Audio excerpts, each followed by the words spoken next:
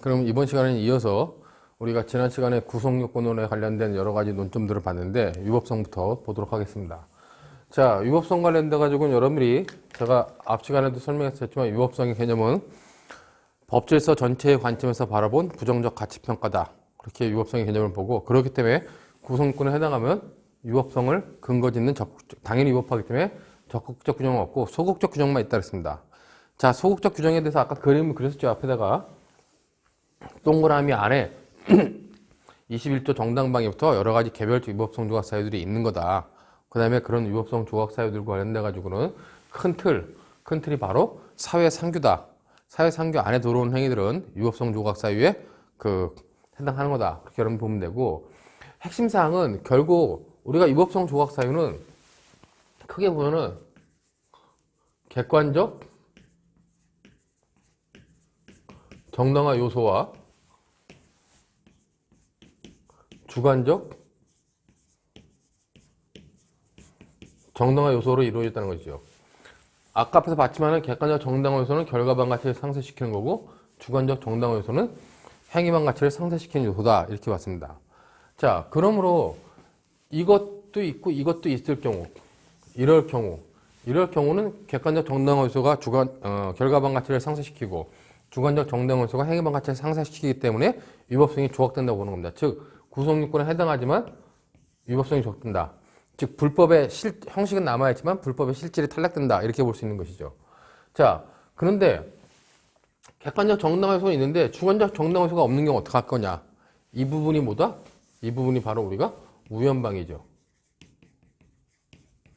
반대로 얘는 없는데 얘만 있는 경우 우리가 이걸 오상방이라고 하는 겁니다.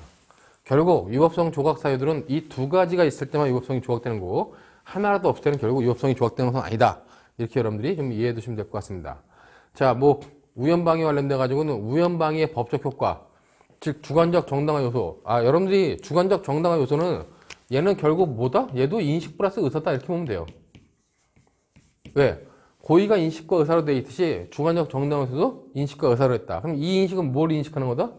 객관적 정당화 요소를 인식하고 그것을 실현하겠다는 의사. 이걸 주관적 정당화 요소라고 보면 된다는 얘기죠. 이런 주관적 정당화 요소가 없을 경우, 우연방이 있을 때 우리가 법적 효과를 어떻게 보겠냐 관련돼 가지고 기수범설과 불능미수 유추정설이 지금 대립하고 있는데, 대부분의 견해들은 불능미수 유추정설입니다. 일부 교수님들이 기수범설을 취하고 있는데, 기수범설을 취하고 있다는 것이 이렇게 타당하지 않다는 건 아니지만은, 그래도 다수의 학설이 불능미수설을 취하고 있어가지고 불능미수설에 의해서 결론을 내는 게 타당해요. 근데 중요한 거는 사례형 문제를 풀다 보면은 만약에 앞에 구성요건적 착오와 관련돼 가지고 구체적 부합설을 취하고 우연방위에 있어서 불능미수설을 취하게 되면은 풀지 못하는 문제가 하나 생깁니다.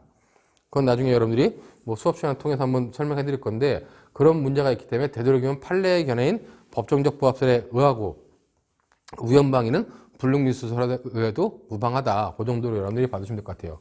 오상방위, 우리가 쉽게 말하면 유전착이라 하는데, 유전착은 좀 이따 설명하도록 하고, 이런 문제가 발생한다 보면 될 것 같습니다. 자, 근데 중요한 거는, 그러면은 주관적 정당화 요소는 따로 나오느냐? 법전에 따로 나오지 않죠. 하기 위한, 방어하기 위한, 피하기 위한, 무슨 그렇게 나오는데, 주관적 정당화 요소를 따로 논하지 않고 객관적 정당화 요소만 쭉 논하게 됩니다. 근데 객관적 정당화 요소는 보면은 어떤 상황에서 어떤 행위를 해야 돼요. 그 행위가 상당성을 갖고 있을 때 객관적 정당화 요소가 인정된다고 보는 겁니다. 여러분들이 이 객관적 정당화 요소와 관련된 것들을 법전을 통해서 쭉 쓰면 되죠. 정당방위 상황이 어떤 상황이에요? 자기 또는 타인의 법익에 대한 현재 부당한 침해가 있는 상황 해서 뭘 한다?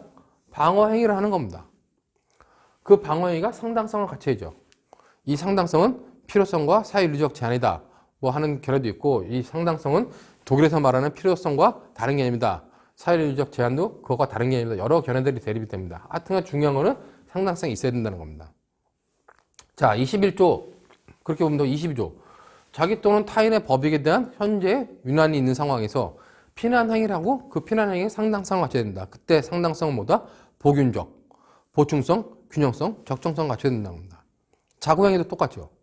자국행위도 법조문에 나온 대로 그대로 보면 돼요.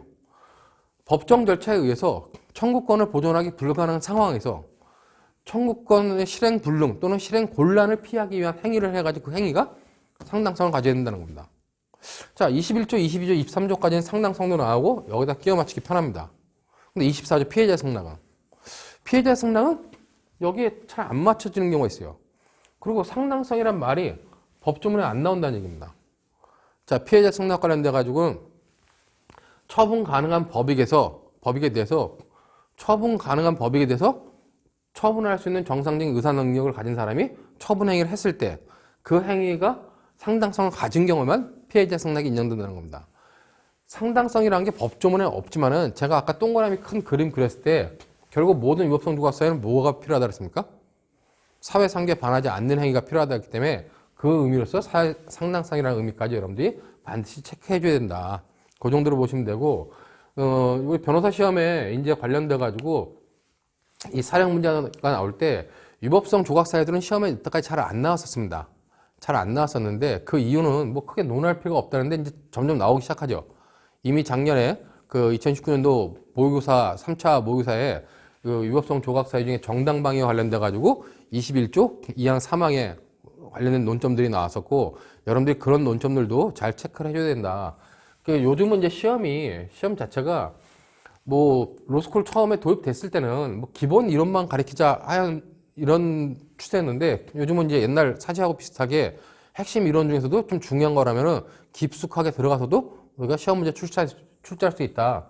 근데 그런 데까지도 여러분들이 좀 대비를 해줘야 된다라고 생각이 됩니다. 그렇기 때문에 위법성 조각사유는 이런 큰 틀 안에서 움직이는 거다 하는 정도로 여러분들이 봐두시면 되고 위법성 조각사유에 대해서는 뭐 간단하게 이 정도 설명으로 마치도록 하겠습니다. 자, 그러면 이제 중요한 게 책임 요소로 와야 되는데, 자, 책임 요소로 오면 어떻게 돼요? 책임에는 우리가 책임 능력, 그 다음에 책임 고의라는 게 있다는 사람도 있고, 그 다음에 여기에 위법성의 인식이 있죠.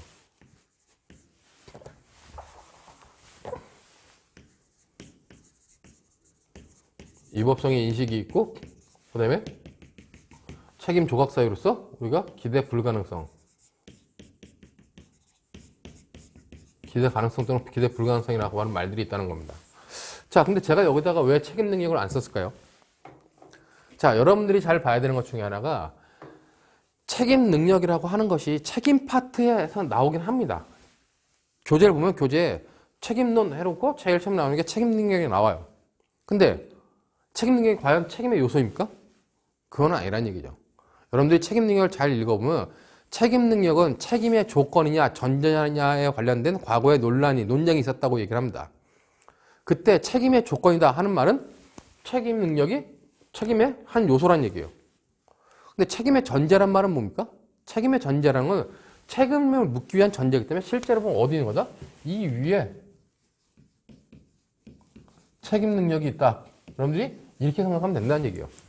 책임 능력이 없으면 아예 필요 없고 책임 능력이 있을 때 책임의 요건들을 살펴봐야 된다는 거죠. 자, 근데 교재에 보면은 책임 능력 설명합니다. 설명해야 되니까. 그러고 나오는 게 뭐예요? 그 다음에 위법성의 인식이 나옵니다. 근데 실제 책임에 보면 여기에 책임 고의가 있다라고 하는 견해들도 있고 아까 말했듯이 주관적 주의무 위반이라는 게 여기 있다라고 나와요. 고의범에서는 책임 고의가 있어야 되고 과실범에서는 주관적 주의무 위반이 있어야 된다고 나옵니다. 근데 책임론에 이런 설명이 있습니까? 없죠. 왜 없을까요? 주관적 주의무 위반은 책임의 요소이지만 과실범을 설명할 때 나옵니다. 그렇기 때문에 거기서 설명했지만 여기에 요소라는 걸 이해해 두셔야 돼요. 책임 고의는 설명한 책이 있을까요? 없지요. 책임 고의? 없습니다. 왜? 책임 고의가 여기 있다고 처음 말한 사람이 독일의 예식 교수님이셨는데 돌아가셨거든요. 그분이 돌아가실 때 책임 고의가 뭐다 얘기 안 하고 돌아가셨어요. 우리가 이걸 그냥 심정적 반가치로서의 책임 고의다. 심정적 반가치로서의 책임 요소다. 이렇게 얘기를 하는데 심정적 반가치로서의 책임 고의라고 하는 것은 결국 위법성의 인식과 다르지 않다는 겁니다. 이건 제 견해입니다. 저같이 고의의 이중적지를 인정하지 않는 견해 입장에서는 여기에 책임 고의가 없다는 거예요. 그럼 책임고의가 여기 있다는 게는 책임고의가 여기 있고 저 앞에 있는 것이 구성권적 고의고 고의는 이렇게 이중적 지위가 있다. 그래가지고 유전착을 설명할 때 법효과 제한적 책임성을 주장합니다. 굉장히 잘못된 이론이라고 저는 생각이 되는데 여러분들이 뭐 이론적으로 잘됐다 잘못됐다를 떠나가지고 변호사 시험을 합격하기 위해서는 여기에 책임고의가 없다고 푸는 것이 훨씬 유리할 것 같아요. 왜냐면은 책임고의가 여기 있다고 그래가지고 고의의 이중적지를 인정한 사람들은 위전착 문제를 시험 문제 못 냅니다. 저같이 책임고의가 없다. 책임고의라는 건 허상이다. 아무것도 없다. 고의는 저기 구성요건에 있는 고의 하나뿐이다. 이렇게 보는 사람들은 위전착 문제를 시험 문제 낼 수밖에 없습니다. 그렇다면 여러분들은 어떤 거에 따라 가지고 시험 준비를 해야 되냐. 지금 말씀드리는 거는 뭐 연구자 학문의 길이 아니기 때문에 이 강의를 통해서 여러분들이 변호사 시험에 합격하는 것이 핵심이기 때문에 그렇게 강의하는 겁니다. 그것들은 여러분들이 또 수업 시간에 우리가 어차피 명예훼손죄 가면 310조 위법성 조각 사유를 논할 때 이 위전착에 대해서 다시 한번 보기 때문에 그때 좀 자세하게 보도록 하겠습니다. 자, 여기서 이제 알아야 될 건 그러면 이제 위법성의 인식이 나오는데 위법성의 인식이 뭐냐? 위법성의 인식의 개념이 뭐예요? 여러분들이 배웠듯이 위법성의 인식이라는 건 내 행위가 어딘가 법질서에 반한다는 인식. 이걸 위법성의 인식이라고 합니다. 자, 어서 많이 듣지 않았어요? 자, 여러분들이 위법성을 인식한다 할 때 이 위법성의 인식에서 말하는 인식의 대상은 무엇일까요? 고의도 인식 플러스 의사라 했잖아요. 고의에서 인식의 대상은 뭐였습니까? 고의에서 인식의 대상은 객관적 구성권 요소였습니다. 자, 위법성의 인식에서 인식의 대상은 뭐예요? 이걸 고민 안 해본 학생들이 굉장히 많더라고요. 위법성의 인식에서는 위법성이 인식의 대상입니다. 그렇기 때문에 뭘 대상으로 하는 거예요? 이 위법성이라는 자체가 인식의 대상이라는 겁니다. 그렇기 때문에 위법성의 인식의 개념도 뭐다? 그 개념도 내 행위가 어딘가 법질서에 반한다는 인식이에요. 위법성의 개념이 뭡니까? 법질서 전체의 관점에서 바라보면 부정적 가치평가. 즉 법질서 바깥에 있기 때문에 나쁘다고 하는 평가를 하잖아요. 법질서 바깥에 있기 때문에 나쁜 행위다. 내 행위가 법질서 바깥에 있기 때문에 나쁘다고 하는 인식. 그게 바로 위법성의 인식이고 인식의 대상은 여기라는 겁니다. 이 개념을 학생들이 잘 이해를 못하다 보니까 유전착 문제에 대해서 자꾸 혼란이 온다는 얘기예요. 그렇기 때문에 여러분들이 이런 위법성의 인식에 관련돼 가지고 위법성의 인식은 어딘가 법질서에 반한다는 인식. 내 행위가 몇 조 몇 항에 반하는지를 알 필요는 없지만 최소한 법질서에 반한다는 인식, 그런 것들을 위법성의 인식을 하는 겁니다. 근데 위법성의 인식과 관련돼 가지고 이제 나오는 또 하나의 개념이 나오죠. 그게 바로 위법성의 착오입니다.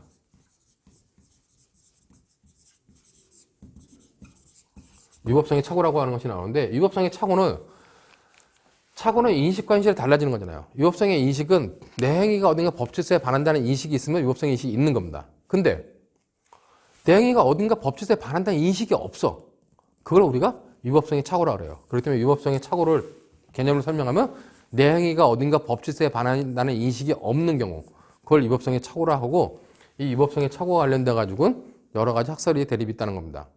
자, 정확히는 위법성의 착오에 관련된 학설이 대립이라고 보면 위법성의 인식이 체계적 지위가 어디 있느냐. 여러분들이 뭐 배웠겠지만은 고전적 범죄론 체계에서는 위법성의 인식이 고의가 저기 있는 게 아니라 이 책임 요소였고 책임 요소 안에 있는 고의는 인식과 의사 플러스 위법성의 인식까지가 고의의 요소였다. 그렇기 때문에 그때는 고의설이었는데 고의에서 인식과 의사가 절로 빠져나갔죠. 벨제를 이유로 목적적 범죄 행위를 이유로 빠져나간 다음에 위법성 인식이 독자적으로 나와서 이 책임 요소다. 이렇게 책임설로 나오는데 위법성의 인식조차가 없는 경우 그걸 위법성의 착오라고 하는 겁니다. 자, 이제 판서를 해야 되는데 위법성의 착오가 종류가 많아지는데 뒤로 판서하기 힘드니까 위법성의 착오에 관련된 부분을 다시 앞으로 빼가지고 여기다가 설명하겠습니다. 자, 위법성의 착오를 보면 위법성의 착오는 직접적 착오와 간접적 착오로 나눠지죠. 자, 직접적 착오라고 하는 건 뭐냐? 내 행위가 어딘가 법질서에 반한다고 하는 인식이 있으려면 내 행위가 어딘가 반한다는 걸 알아야 돼요. 그렇기 때문에 내 행위를 금지하고 있는 규범이 있구나. 즉 직접적 착오라는 건 금지 규정을 인식 못한 겁니다. 아예. 내 행위가 어디 금지됐다는 걸 모르니까 위법하다는 걸 모르는 거죠. 그런 걸 우리가 직접적 착오라고 그래요. 자, 간접적 착오는 뭐냐? 간접적 착오는 내 행위를 금지하고는 금지 규정에 대한 인식은 했어요. 근데 금지 규정은 인식했는데 내 행위를 금지하고는 있어. 하지만 나한테는 내 행위는 허용될 수 있어. 그래가지고 허용 규정을 오인한 경우, 금지 규정을 인식했지만 허용 규정을 오인한 걸 우리가 간접적 착오라 하고, 금지 규정 자체를 인식 못한 걸 직접적 착오라고 하는 것이죠. 자, 이때 직접적 착오의 유형에는 우리가 법률의 부직, 그 다음에 효력의 착오, 그 다음에 포섭의 착오, 세 개가 있다고 합니다. 법률의 부지는 뭐예요? 법률의 존재 자체를 알지 못한 겁니다.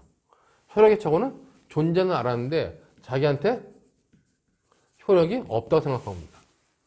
포섭의 착오는 존재는 알았고 효력도 알았는데 자기한테 적용이 되지 않는다고 생각한 경우, 이런 경우를 우리가 직접적 착오라고 얘기를 하는 겁니다.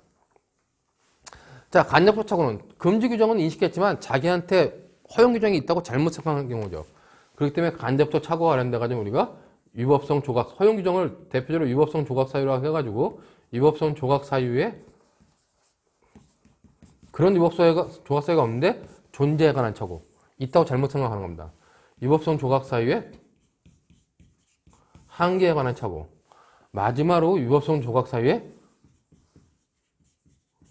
전제 사실에 관한 착오까지가 간접적 착오로 보는 겁니다. 저 같은 경우는 고의의 중적지를 인정하지 않기 때문에 여기에 위법성 조각 사유에 전제 사실의 착오도 위법성의 착오라고 보는 겁니다. 자, 이렇게 착오가 직접적 착오나 간접적 착오가 있을 때 이걸 우리가 위법성의 착오라고 그러고, 위법성의 착오에는 존재, 한계, 간접적 착오에는 위법성 조각 사유의 존재에 관한 착오, 위법성 조각 사유의 한계에 관한 착오, 위법성 조각 사유의 전제 사실에 관한 착오까지가 있는 것이다 라고 여러분들이 생각을 하시면 될 것 같아요. 근데 만약에 고의의 이중적 지위를 인정한 사람들은, 고의의 이중적 지위를 인정한 사람은 이 전제, 위법성 조각 사유의 전제 사실의 착오를 이 착오로 안 보는 겁니다. 그렇기 때문에 그때는 뭐다? 위법성 조각 사유의 고의의 이중적 지위를 인정하는 게는 위법성 조각 사유의 존재에 관한 착오와 한계에 관한 착오만 보고, 이거는 착오로 보지 않는다는 거죠. 이거는 제3의 착오, 즉 구성요건적 착오도 아니고 위법성 조각 사유의 전제 사실은 제3의 착오다, 이렇게 보는 게 기본적으로 고의의 이중적지위를 인정하는 견해다. 그렇게 여러분들이 이해하면 될 것 같아요. 자, 그 다음에 이제 이 위법성의 인식이 없는 경우는 위법성의 착오라 그러고, 결국 기대 불가능성, 이 부분은 이제 굉장히 다양한 부분이기 때문에 내 행위가 내가 적법행위를 할 수 없었다는 거, 그걸 갖다가 어떤 기준에 의해 맞출 것이냐는 건 정해진 것이 없기 때문에 기대 불가능성은 여러분들이 판례를 통해서 기대 불가능한 행위가 무엇이냐를 봐야 된답니다. 자, 기대 불가능한 행위와 관련된 기대 불가능성, 기대 가능성을 좀 더 이제 포괄적으로 봐가지고 위법성 조각 사유에 책임 조각 사유로 보지 않는 것이 아니라 기대 불가능성이 구성 요건에도 해당되고 위법성에도 해당되고 책임에도 해당된다는 견해도 있어요. 굉장히 어려운 이론이니까 그런 것까지 여러분들 신경 쓰지 말고 그냥 변시를 위해서는 기대 불가능성은 책임 조각 사유다, 이 정도로만 여러분들이 생각을 해두면 될 것 같습니다. 자, 이렇게 봐가지고 목이 잠기는데 물 한 잔 먹으면서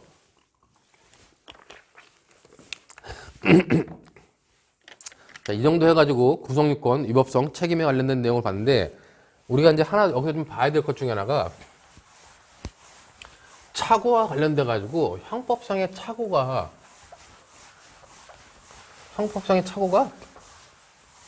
여러분들은 구성요건적 착오와 위법성의 착오만 있다고 생각할 수 있는데 그렇지 않다는 걸 간단하게 좀 설명하도록 하겠습니다. 자, 형법상의 착오는 어떤 사실에 대해서 인식과 현실이 달라지는 경우, 어떤 평가 아니면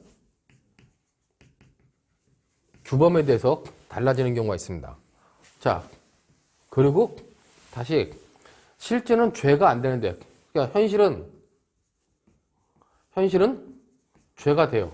근데 자기가 인식한 거는 뭐다? 죄가 안 된다고 생각하는 경우, 죄가 안 된다고 생각하는 경우, 이런 거를 우리가 자기는 인식이 죄가 안 된다고 생각하기 때문에 소극적 착오라고 합니다. 자, 현실은 죄가 아니에요. 근데 자기 혼자 인식하기를 죄가 된다 생각하는 거. 그러니까 죄가 된다고 생각하기 때문에 우리가 이걸 적극적 착오다 라고 얘기를 합니다. 즉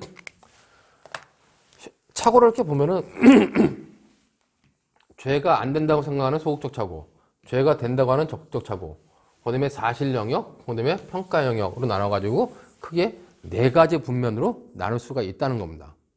이게 형법상의 착오론이죠. 자, 이 부분에 발생하는 부분, 이 부분에 발생하는 착오가 뭐다? 이 부분에서 발생하는 착오가 바로 구성요건적 착오라는 겁니다. 이 부분에서 발생하는 거, 이게 바로 위법성의 착오라는 거예요.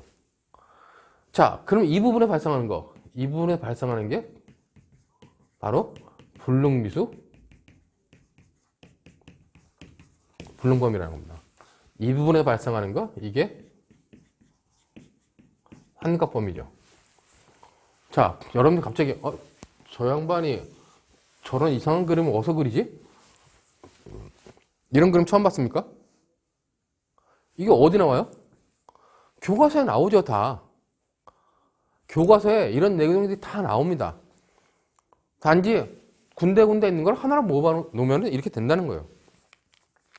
자, 중요한 건 구성요건적 착오에 아까 법적 효과 어떻게 된다 했습니까?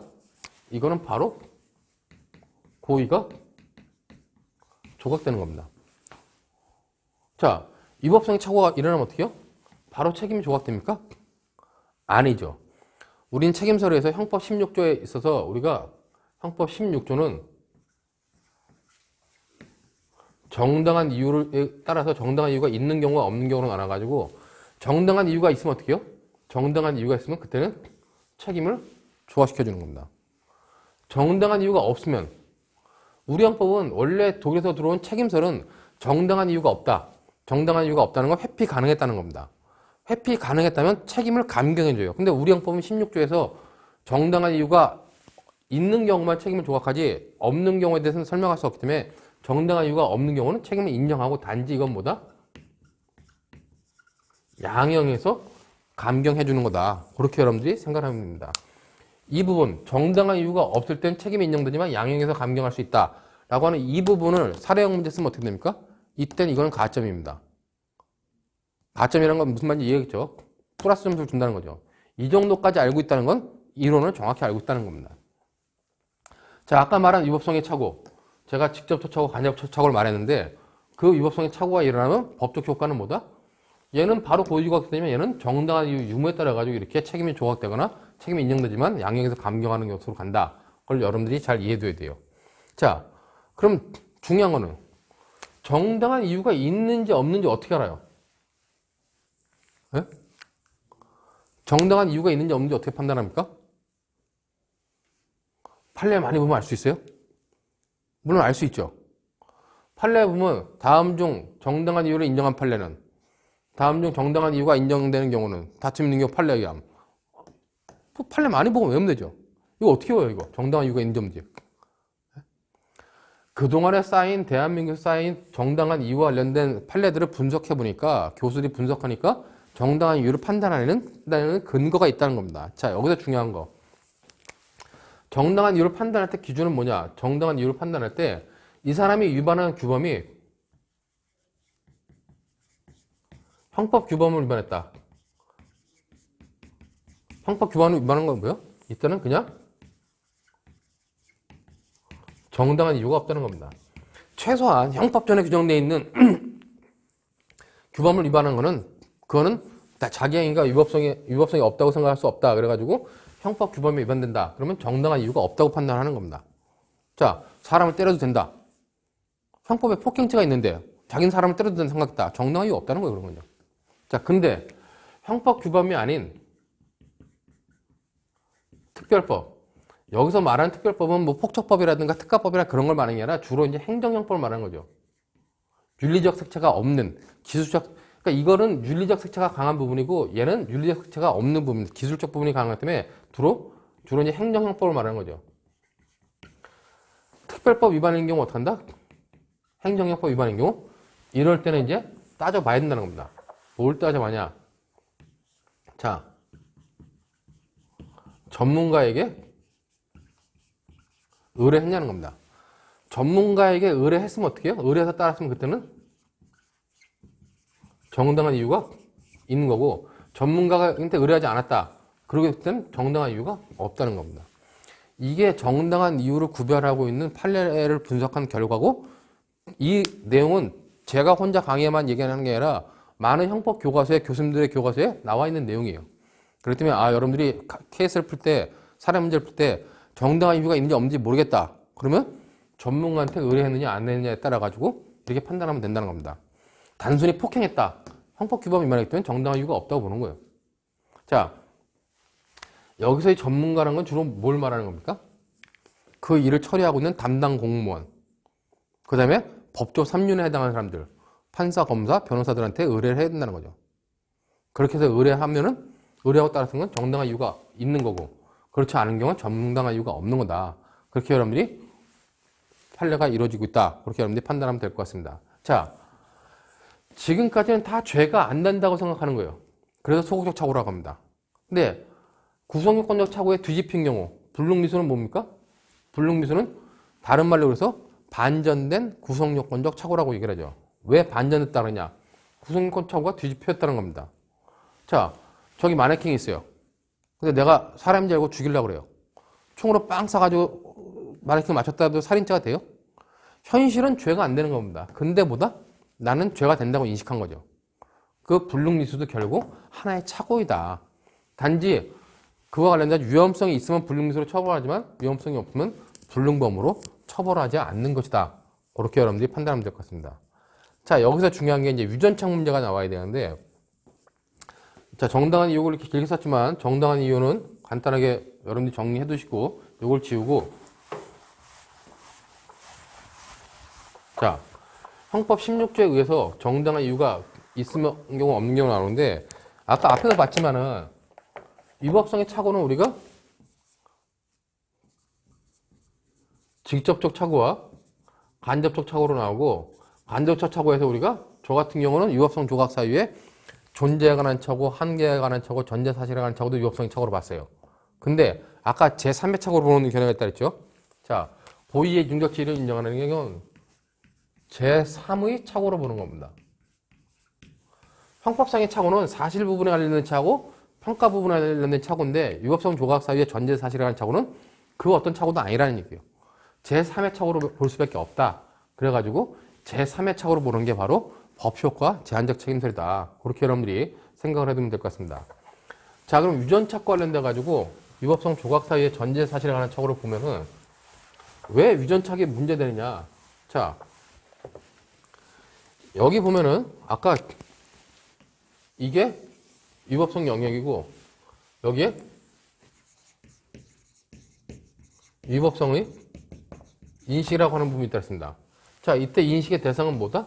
인식의 대상은 위법성이라고 했어요. 위법성 조각 사유의 전제 사실에 관한 착오는 실제는 뭐다? 나눴을 때 구성요건은 사실에 관련된 착오고 위법성은 규범의 평가에 관련된 착오예요. 근데 위법성 조각 사유의 전제 사실에 관한 착오는 뭐다? 즉, 글이 이렇게 써야 되는데, 위법성 조각 사유의 존재에 관한 거든 한계에 관한 거든 전제 사실에 관련된 거든 다 뭐다? 다 위법성 영역에서 일어나면 엄격하게 처리하겠다. 그게 엄격 책임설입니다. 근데 위법성 조각사의 전제 사실의 착오를 제3의 착오로 보는 견해는 영역이 일어난 거, 위법성의 착오가 일어난 영역은 뭐다? 영역은 위법성 영역에서 일어났다는 겁니다. 근데 사실이냐 규범이냐, 사실의 착오냐 규범이냐 착오냐로 봤을 때는 전제 사실에 관련된 착오이기 때문에 실제로 이 영역에 관련된 착오라고 보는 거예요. 그래서 견해가 대립하는 게 유전착 관련돼 가지고 우리가 유전착 관련돼 가지고 엄격 책임설. 고의의 능력 지위를 인정하지 않는 저 같은 경우는 엄격 책임설을 취하죠. 엄격 책임설은 뭐냐? 위법성 영역에서 일어난 착오는 다 위법성이 착오다. 그것이 존재에 관한 것이든 한계에 관한 것이든 전제 사실에 관한 것이든 엄격하게 책임설로 따지겠다. 그게 엄격 책임설입니다. 그렇기 때문에 엄격 책임설 입장에서 어떻게 해요? 이때는 결국 16조에 의해서 유전착이라도 정당한 이유가 있는 경우와 없는 경우로 나눠서 해결하죠. 자, 근데 책임설 중엔 제한 책임설이 있는데 제한 책임설이라고 그러고 제한 책임설 중에서는 누가? 유추적용설. 그 다음에 법효과 제한 책임설이 있습니다. 자, 유추적용설은 유전착은 위법성 영역에서 일어났지만은 사실 부분의 착오이기 때문에 사실의 착오인 구성요건적 착오를 유추적용하자는 겁니다. 즉, 유추적용설은 뭐다? 유추적용설은 기본 사상이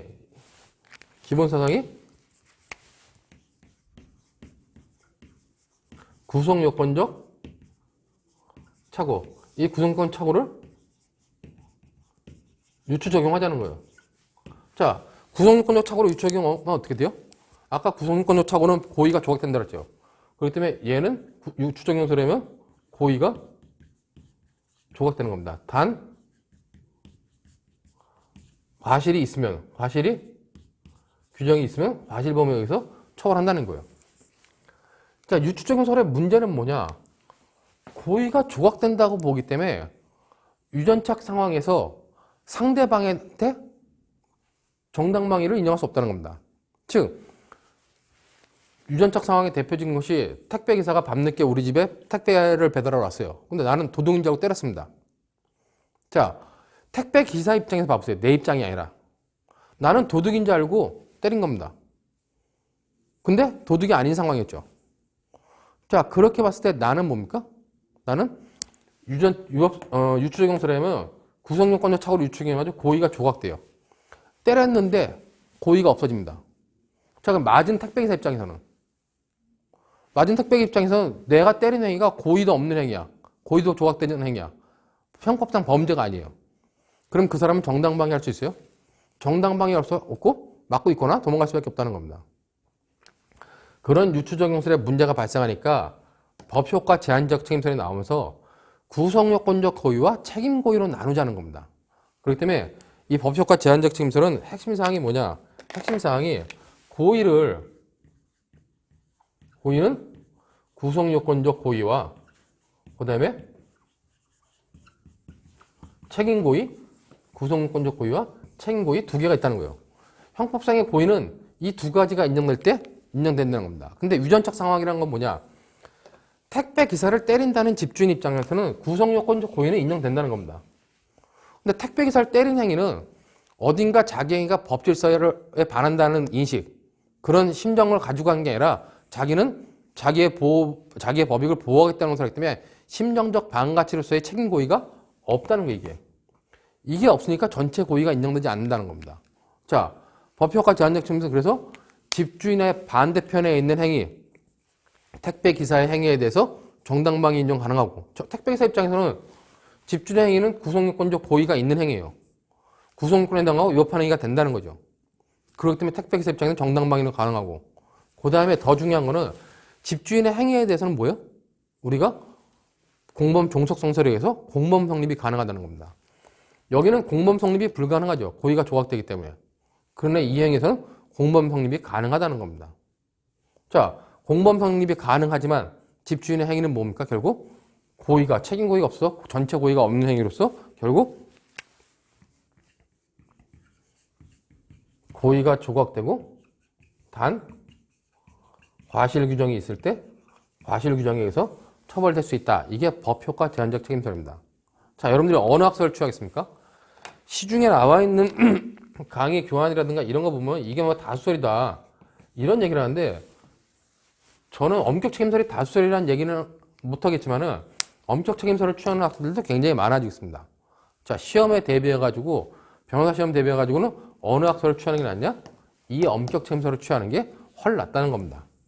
자, 법효과 제한적 책임설의 가장 큰 문제는 뭐냐? 자, 여러분들 보면은 법효과 제한적 책임설은 여기에 고의를 뭐라 그래요? 이 고의를 구성요건적 고의라고 합니다.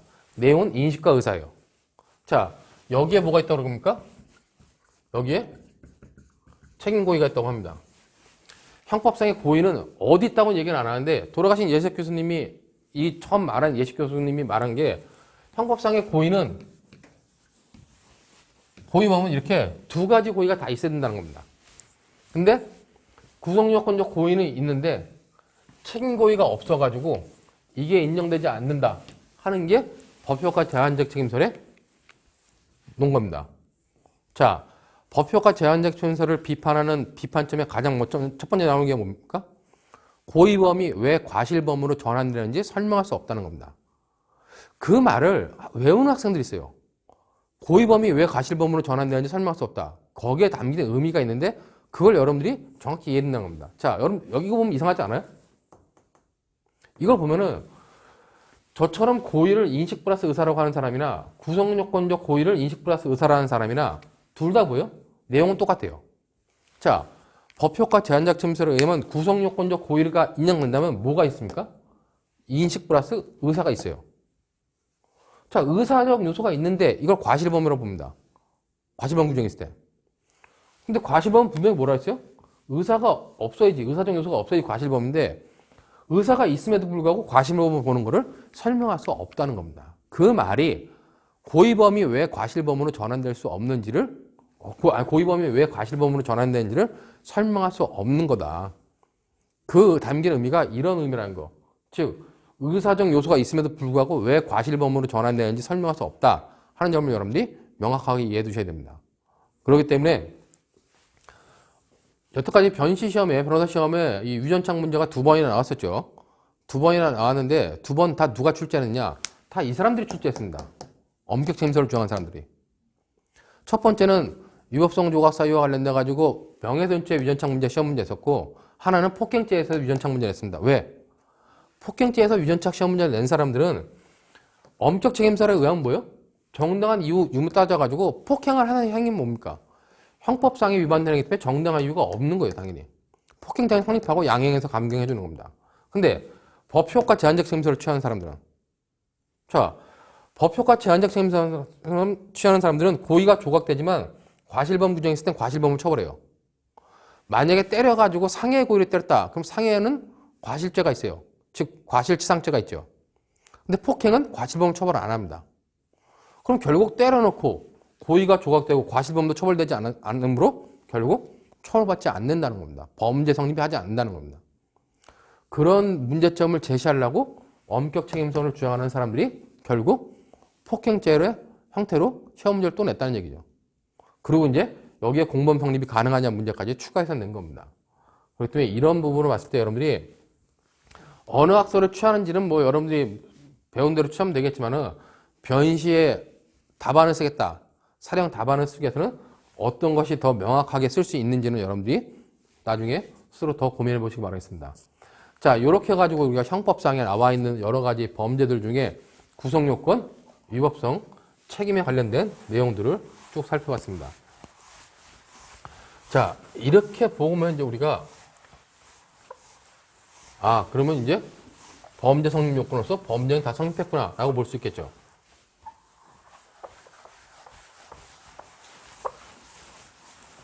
자, 이걸 좀 더 축약을 해서 앞으로 당겨오면은 자, 여기에 이제 주관적 구성요건 요소로서 고의, 인식 플러스 의사다 라고 하는 것이 있고 뭐 과실이 있을 수 있다고 했습니다. 이제 자, 그 다음에 이제 위법성, 책임이 있어요.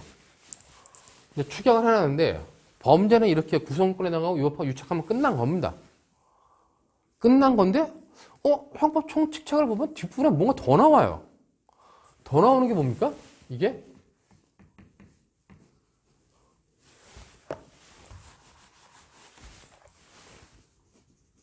미수에 관련된 거, 그 다음에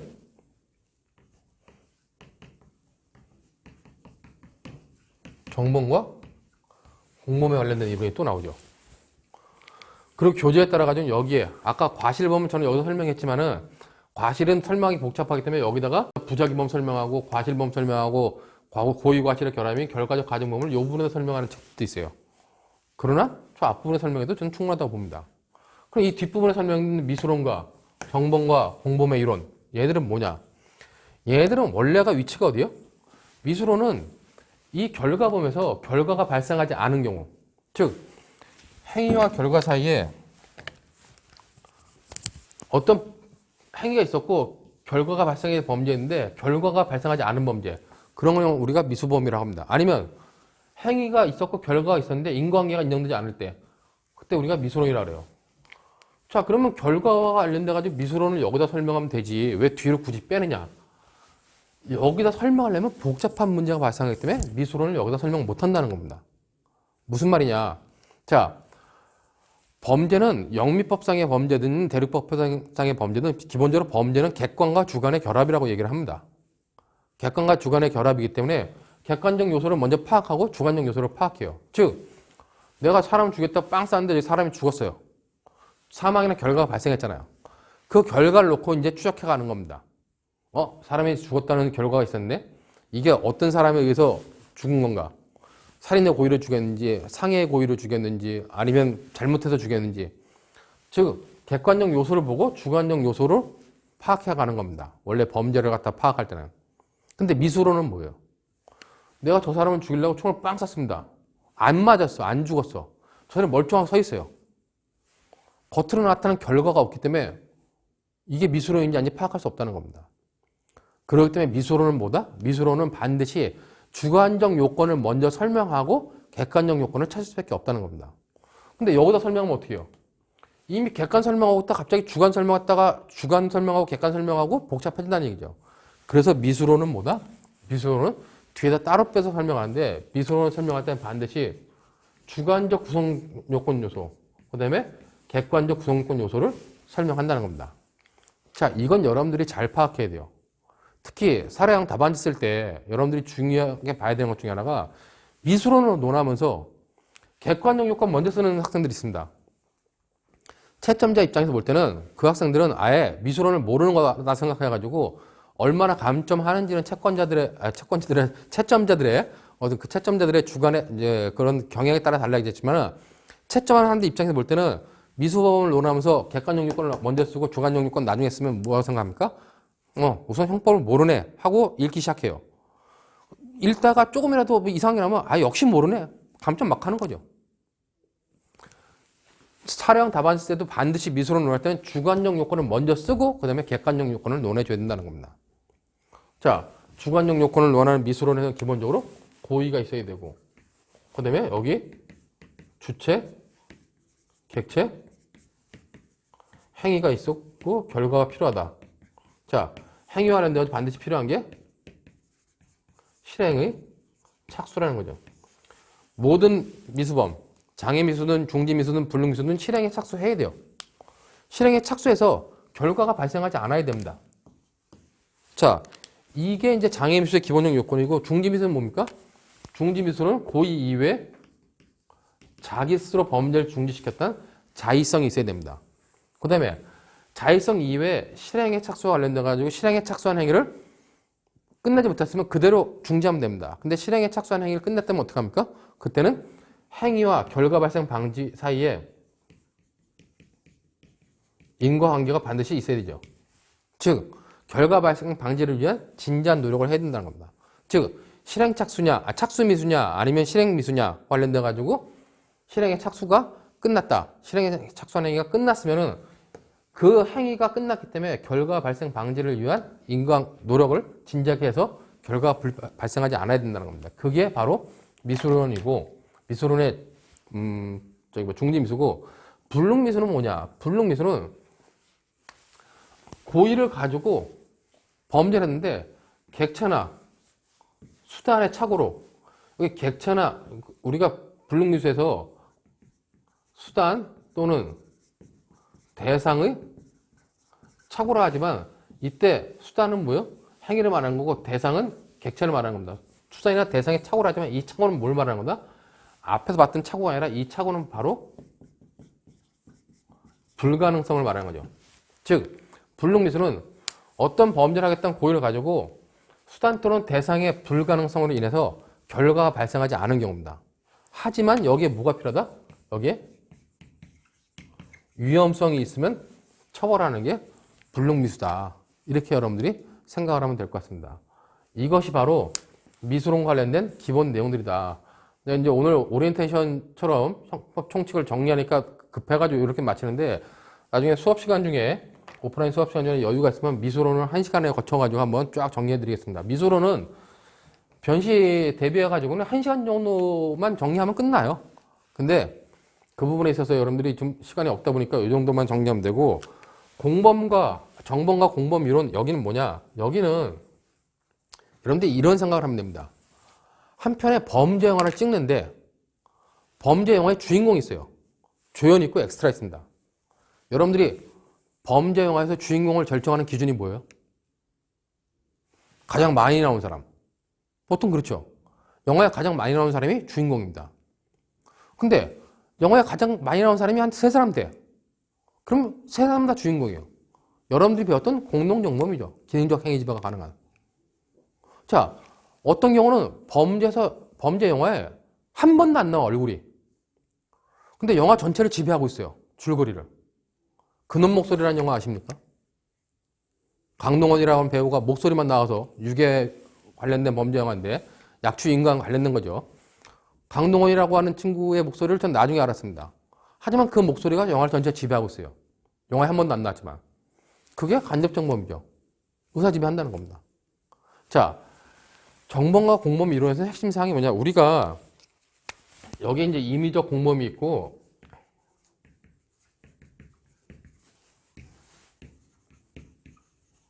필요적 공범이 있다 그랬을 때 임의적 공범은 다시 정범과 공범으로 나누고 이 정범에는 우리가 단독 정범이 있다고 가정하고 공동 정범, 간접 정범이 있다고 봅니다. 자, 공범에는 우리가 교사범, 방조범이 있다 보죠. 자, 여기서 얘네들 정범이 바로 주인공이에요. 얘네들이 범죄의 주인공이고 얘네들은 공범 중에 교사범은 조연 아니면 빛나는 조연 정도, 방조범은 엑스트라라는 겁니다. 그 기준은 어떻게 잡을 것이냐? 아까 한 편의 영화에서 가장 많이 나왔다. 영화를 지배했다. 공동정범은 뭐다? 기능적 행위 지배가 있으면 주인공이 되는 겁니다. 범죄에 참여했는데 기능적 행위 지배가 인정되지 않아. 그럼 어떻게 돼요? 그땐 방조범으로 떨어지는 거예요. 간접정범. 영화를 전체를 지배하고 있습니다. 그럼 뭐예요? 주인공이라는 겁니다. 영화에 안 나오더라도. 이런 기능적 행위 지배라든가 우월적 의사 지배가 있으면은 정범이 되겠지만 주인공이 되겠지만 그런 게 없으면 어떡합니까? 교사범이나 방조범으로 떨어질 수밖에 없다는 겁니다. 그걸 찾아내는 이론 분야가 바로 정범과 공범의 이론이라는 겁니다. 필요적 공범은 나중에 수업 시간에 이제 또 한번 보겠지만 필요적 공범은 결국 필요적 공범은 이 안에 있는 애들은 뭘 하더라도 다 뭐다? 얘들은 공범이 아니라 바로 정범이라는 겁니다. 필요적 공범이라 말을 하지만 실제로는 정범이라는 얘기죠. 그렇기 때문에 얘네들의 형벌은 뭐에 다 법전에 규정되어 있다는 겁니다. 법전에 규정되어 있기 때문에 법전에 규정되어 있는 대로 처벌하고 만약에 법전에 규정이 없다, 처벌하지 않는다는 건 어떡합니까? 그때는 절대 처벌하지 않는다는 겁니다. 내부자들을 갖다가 처벌하지 않는 자를 얘의 어떤 교사범이나 방조범으로 처벌하지 않는다는 겁니다. 이게 필요적 공범의 핵심 사항이고 임의적 공범은 결국 누구들을 범죄 주인공으로 볼 것인지 조연으로 볼 것인지 엑스트라로 볼 것인지 하는 문제가 바로 임의적 공범에 관련된 부분입니다. 그 다음에 이제 여러분들이 이 정범 공부 마지막에 나오는 것 중에 하나가 33조 공범과 신분이 나오는데 이제 급하니까 막 이렇게 보는데 공범과 신분은 기본적으로 뭐냐? 신분이 있는 사람이 신분이 없는 사람과 어떤 관계에 있냐는 겁니다. 즉 신분범. 신분이 있어야지만 성립하는 범죄를 신분범이라고 그래요. 이 신분범한테 비신분자가 신분이 없는 사람이 범죄 가공했다. 그럼 얘한테도 신문범과 똑같이 처벌할 수 있겠냐? 이걸 정하는 게 33조 본문과 단서 얘기라는 겁니다. 자, 중요한 거는 요즘 이제 시험 문제가 자꾸 대두되는 것 중에 하나가 그럼 반대로 신문범이 비신문자의 범죄 가담한 경우 이건 어떻게 할 거냐는 겁니다. 얘네들은 위에 건 33조 규정이 있어요. 33조 규정 때문에 본문과 단서를 갖다가 어떻게 적용할 것이냐 논란인데 얘네들은 어떻게 할 것이냐는 겁니다. 비신문자한테 신분이 없는 사람한테 신문범이 가공해서 범죄를 했다. 계속 시험 문제 나오는 거죠, 이게. 모의사에. 앞으로 이제 곧 본고사에 나올 때가 됐습니다. 자, 이때는 어떻게 한다? 이때는 여러 가지 기준이 있겠지만 여러 가지 분류가 있지만 기본적으로는 뭐다? 판례와 다술은 33조 단서를 적용할 수밖에 없다는 겁니다. 이게 판례의 입장이죠. 이 정도의 내용들을 정리했다면 여러분들이 형법 총칙의 기본 내용들은 다 정리됐다고 봅니다. 자, 시간이 다 돼가지고 오늘 뭐 이 정도로 정리를 하는데 실제로 보면은 총칙상의 이론들은 뭐 제가 급하게 하다 보니까 3시간 안에 정리한다고 욕심을 부렸는데 정리가 됐는지 모르겠습니다. 하지만 제가 오늘 간단하게 정리한 이 내용들이 수업을 들으면서 여러분들이 머릿속에 다 남아있다. 그럼 여러분들의 형법 실력은 대단한 겁니다. 형법을 정확히 잘 이해하고 있는 거예요. 근데 만약에 이해가 안 된 부분이 있다. 잘 안 되겠다. 그런 분들은 여러분들이 스스로 좀 찾아놔야 됩니다. 형법 강론은 기본적으로 들어가서 어떤 이런 체계들, 구성권, 위법성 책임의 이 체계 안에다가 각 측에 나와 있는 법조문들을 끼워 맞춰가지고 분석해내는 겁니다. 그렇기 때문에 여러분들 머릿속에 항상 이렇게 구성권, 위법성 책임이라고 하는 개념이 있고 그 안에다가 각 측의 조문들을 끼워 맞추면서 거기서 나오는 여러 가지 법적 쟁점들을 다시 한번 살피는 게 형법 강론이다. 그렇게 여러분들한테 설명드리겠습니다. 오늘 긴 시간 동안 그 형법 총칙에 대한 전반적인 설명을 들었는데 이번 주 수업은 이 정도로 마치고 다음 시간에는 바로 이제 우리가 살인죄부터 강의 진도를 나가도록 하겠습니다. 고생하셨습니다.